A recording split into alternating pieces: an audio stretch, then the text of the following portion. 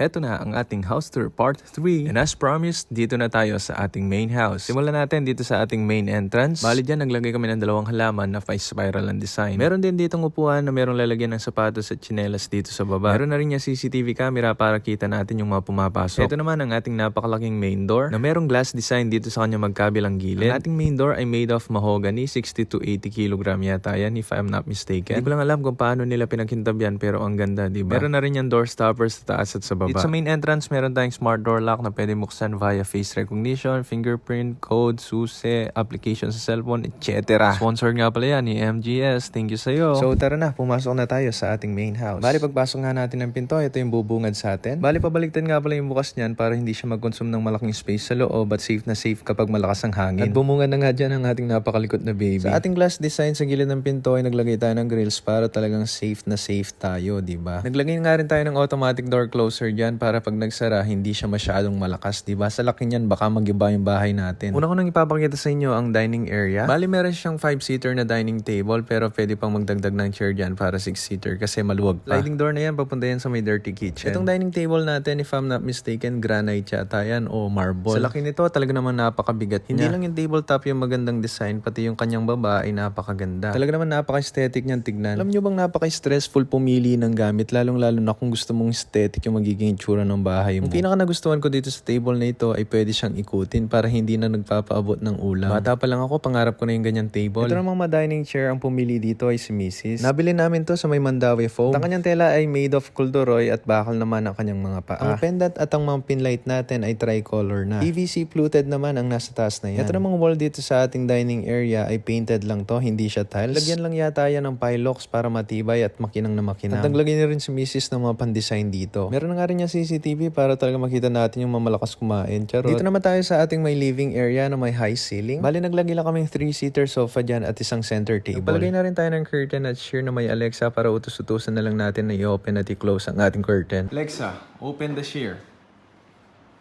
Okay. Pwede rin natin siyang utusan mag-play ng music at iba pa. Alexa, play some music. Here's Spotify.